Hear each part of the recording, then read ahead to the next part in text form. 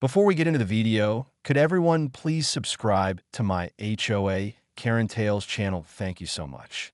Flames tore through the neighborhood.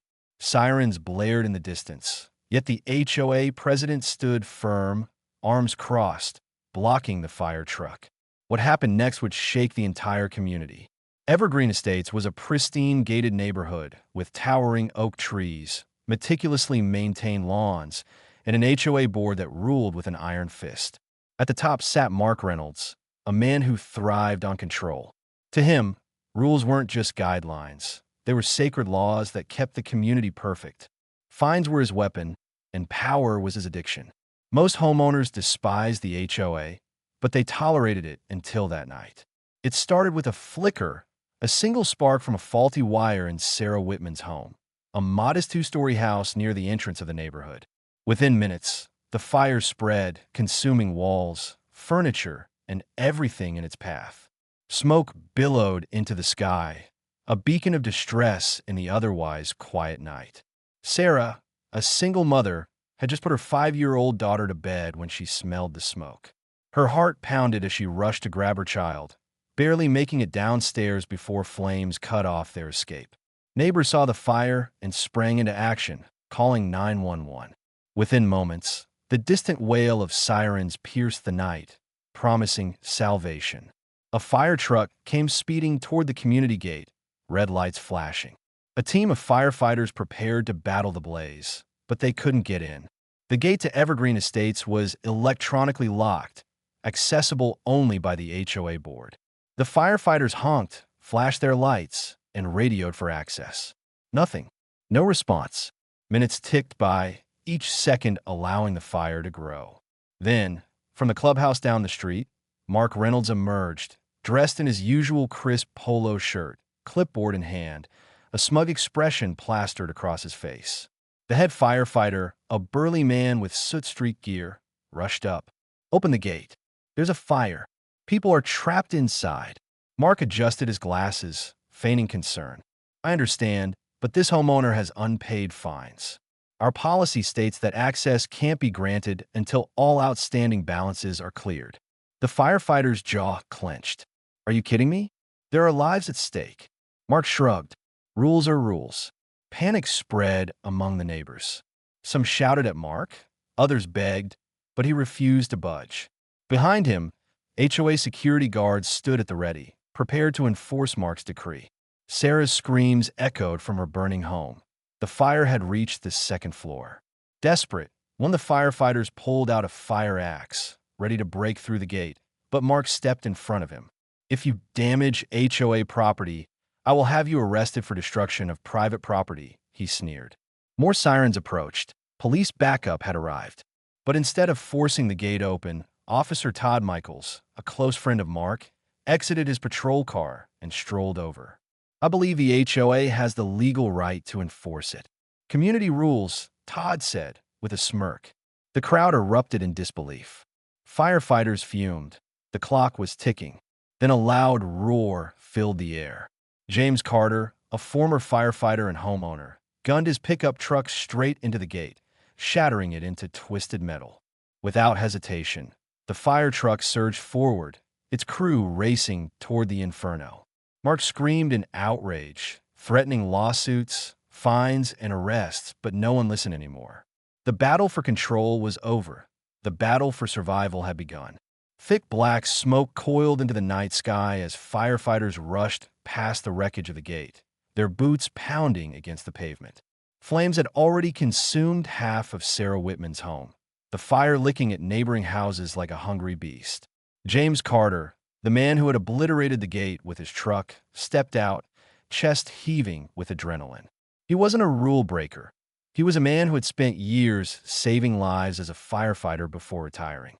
Watching a fire crew being stopped over petty HOA rules had flipped a switch inside him.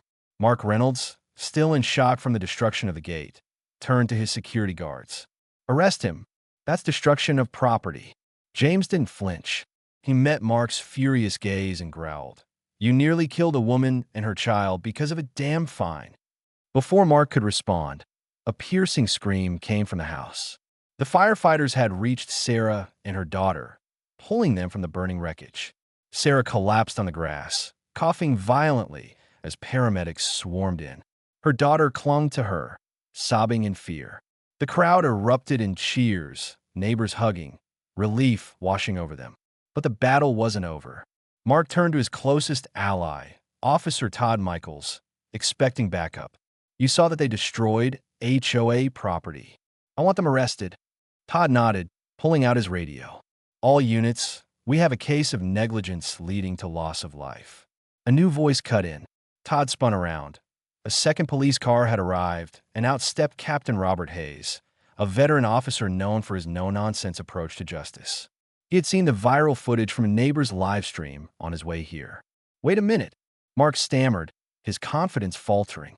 Hayes ignored him, eyes scanning the destruction. "Mark Reynolds, I need you to come with me for questioning." Mark let out a barking laugh. "For what? Enforcing HOA policies? This is private property. I was protecting." Hayes held up a phone, playing back the viral video of Mark smugly blocking the fire crew while Sarah and her daughter screamed for help in the background. The entire internet was watching. The HOA president's face turned pale. Police policy states that anyone who willfully obstructs emergency services during a life-threatening event can be charged with reckless endangerment. Mark's mouth opened and closed like a fish gasping for air. His power was slipping. Before he could react, James took a step closer, voice low but cutting. "You have no idea how lucky you were that I got that gate open in time." He pointed at Sarah's still smoking house, "because if I hadn't, you wouldn't be arguing fines right now. You'd be explaining 2 deaths in court." The gathered neighbors erupted into angry shouts, some pushing forward, others recording, capturing every second of Mark's humiliation. But Mark wasn't going down without a fight. "The HOA will take legal action," he snapped. "Every single person here will be fined for violating HOA property. The gate will be rebuilt, and you'll all be paying for it." Silence. Then James let out a low chuckle, one that spread through the crowd like wildfire. One neighbor started laughing, then another. Soon, the entire neighborhood was roaring in amusement, shaking their heads at the sheer delusion of the man. The spell had been broken. Mark wasn't feared anymore. He was a joke. But the real consequences were still ahead, because while Mark argued, while the neighborhood turned against him, and while Captain Hayes sized him up for cuffs, something else was happening behind the scenes. Someone had dug into the HOA's records, and what they found would shake Evergreen Estates to its core. The fire had been extinguished, but the real storm was just beginning. The neighborhood was buzzing with activity, firefighters wrapping up their work, police officers questioning witnesses, and neighbors whispering in hushed, furious tones. The once feared HOA board, particularly Mark Reynolds, stood isolated, their grip on the community crumbling. Despite everything, Mark still refused to accept responsibility. He stormed toward Captain Robert Hayes, his face twisted in rage. "This is slander. I was just following protocol. If anything, they should be arrested for breaking the gate." Hayes didn't even look at him.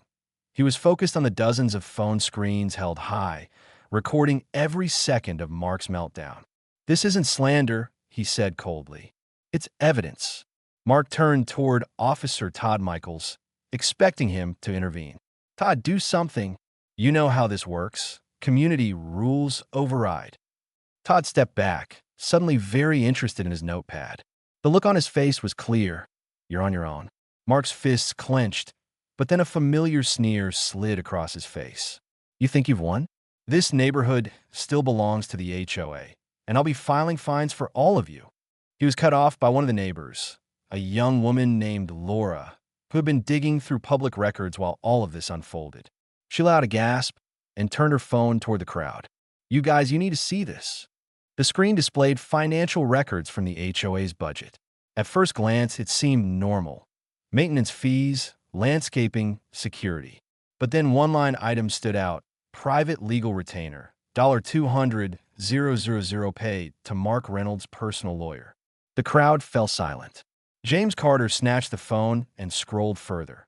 Luxury HOA conference trip, $75,000 executive. Bonus $50,000 paid to Mark Reynolds. James looked up, fury in his eyes.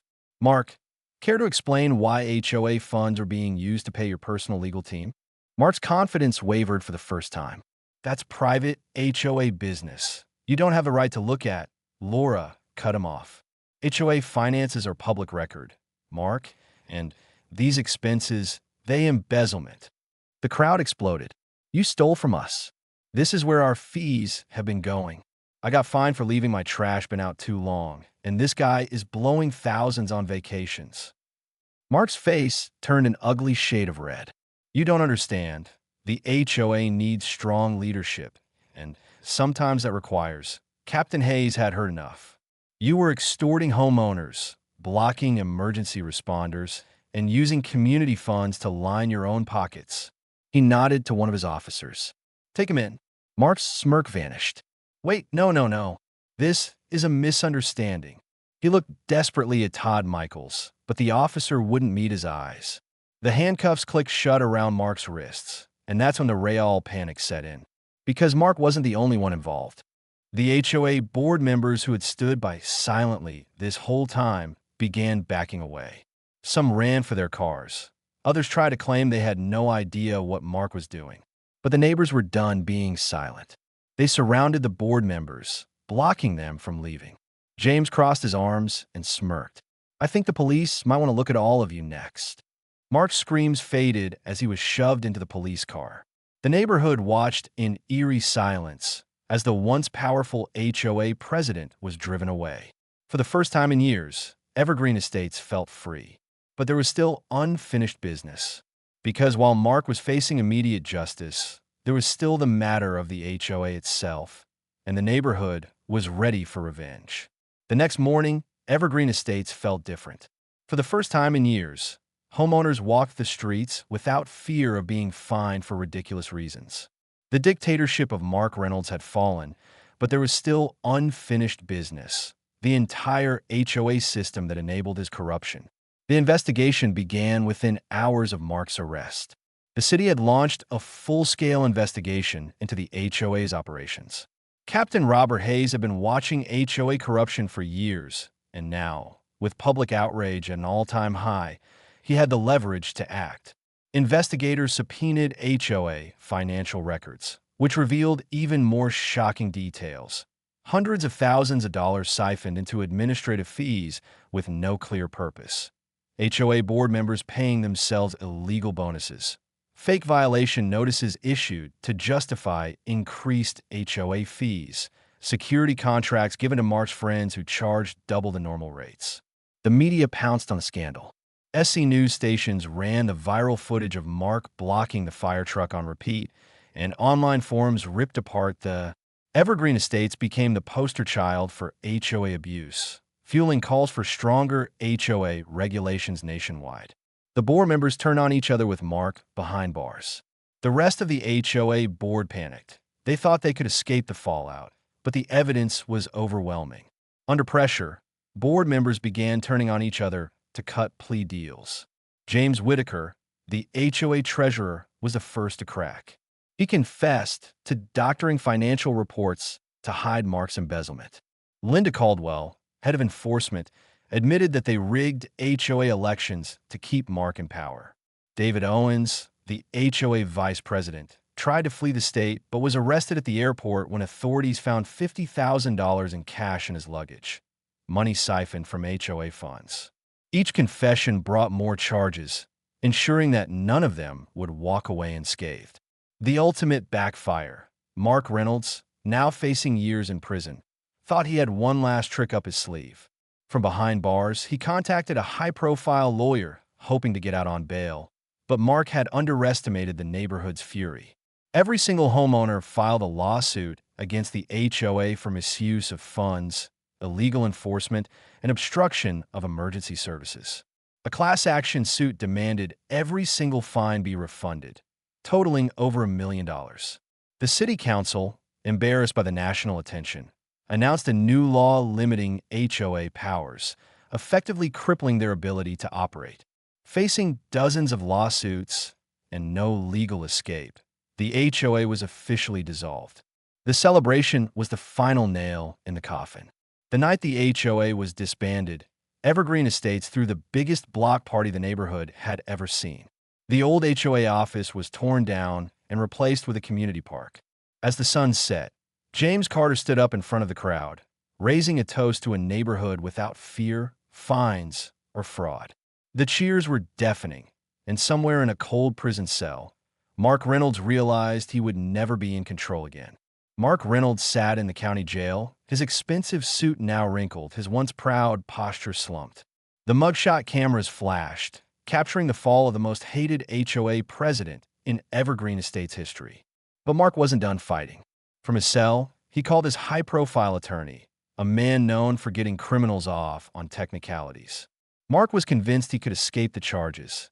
After all, he hadn't directly committed arson. Blocking a fire truck was just an unfortunate misunderstanding, or so he thought. The courtroom showdown was packed on the day of Mark's trial. Homeowners who had suffered under his reign filled the gallery, waiting for justice. The prosecution came prepared, armed with video evidence of Mark stopping the fire truck, testimonies from the firefighters about how every second of delay could have killed Sarah and her daughter, and documents proving he embezzled lead HOA funds. Mark's lawyer tried to spin the narrative, claiming Mark was just following HOA protocol and had no intention of harming anyone. That argument lasted all of 5 minutes before the prosecution dropped a bombshell. A new witness took the stand. It was Officer Todd Michaels, a betrayal in the ranks. Mark's old ally, the same police officer who had backed him at the fire scene, now sat on the witness stand with his hands folded, looking regretful. The prosecutor smirked. "Officer Michaels, would you like to share what you told us in your sworn statement?" Todd sighed, shifting in his seat. Then he exposed everything. Mark had personally called Todd before the fire truck arrived, telling him to back him up no matter what. Todd admitted that Mark bragged about making an example out of Sarah Whitman, calling her a rule breaker who needed to learn her place. And worst of all, Mark had been inside the HOA clubhouse, watching the fire burn, drinking wine and laughing. The courtroom gasped. Even Mark's lawyer looked stunned. "You're lying," Mark shouted, his face red with fury. Todd simply shook his head. "You think I'm going down for you, Mark? You're insane." The verdict, it didn't take long for the jury to decide. Mark Reynolds was found guilty on all charges: reckless endangerment, obstruction of emergency services, fraud, and embezzlement. The judge, looking down at Mark with thinly veiled disgust, sentenced him to 5 years in prison and ordered him to pay back every single stolen dollar. Mark's jaw dropped. 5 years? He had expected a fine, maybe community service, but actual prison time? Then came the twist. As the guards prepared to take Mark away, the judge raised a hand. "One more thing." Mark froze. The judge smiled coldly. "Since you love enforcing rules so much, I have a special arrangement. You'll be serving your sentence in a prison that has its own internal HOA." The entire courtroom burst into laughter. Mark's face drained of all color. Prison karma. Mark was transferred to a low-security prison where he quickly learned what it was like to live under strict, ridiculous rules. His new cell block, HOA, charged him 2 cigarettes a week for access to the TV room. If he wanted an extra pillow, that was a violation. If his bed wasn't made to exact standards, he got fined by the inmates. One day, he complained to the prison warden about these unfair rules. The warden smirked. "Now you know how your neighbors felt." For the first time, Mark had no power, no control, no way out. And Evergreen Estates thrived without him. Evergreen Estates had finally shed the chains of his tyranny, and the residents wasted no time making sure it stayed that way. The very next day, homeowners gathered in what used to be the HOA's main office, a sleek building that once housed board meetings where Mark Reynolds dictated absurd rules and doled out fines for petty violations. Now it was getting demolished. Before tearing it down, the neighborhood held a special ceremony, a massive banner. A banner was draped over the front of the building reading, "In loving memory of common sense," which the HOA never had. A giant bonfire was set up where people threw in old HOA violation notices, parking fines, lawn height warnings, and even a ridiculous citation someone received for having a too bright porch light. James Carter, the man who crashed through the gate, got the honor of swinging the first sledgehammer into the old HOA office. The cheers were deafening as the building crumbled. The neighborhood celebrated true freedom. No more fines for trash bins left out too long, no more harassment over mailbox colors, and most importantly, no more Mark Reynolds. Meanwhile, in prison, Mark's new life was a nightmare. The prison HOA, a group of inmates who thrived on power trips, made sure of that. His cellmate was a former firefighter, and let's just say he wasn't happy about what Mark did. He had weekly inspections where inmates fined him in cigarettes for things like an untidy bed or not folding his socks correctly. Every time he complained to the guards, they smirked and shrugged. Mark was living under his own brand of HOA hell, and he couldn't do a thing about it. Evergreen Estates wasn't just surviving without the HOA, it was thriving. The community formed a volunteer group to handle things like landscaping and street repairs without any absurd rules or power-hungry enforcers. They set up a new emergency response plan, ensuring that no gate would ever block first responders again. For the first time in years, people actually felt like a community. As the sun set on the now HOA-free Evergreen Estates, James Carter stood up on a makeshift stage and looked out at the cheering crowd. With a grin, he held up a charred HOA violation notice and asked, "How many of you have ever dealt with an HOA nightmare?" The crowd roared in response. Well, you know what to do. Drop your worst HOA horror stories in the comments below. And if you think HOAs should be held accountable, don't forget to like, share, and subscribe because trust me, there's more where this came from. The screen fades to black, but not before showing one final shot of Mark Reynolds sitting in his prison cell, reading a violation notice from his new prison HOA. Justice had been served, and Evergreen Estates' future had never looked brighter.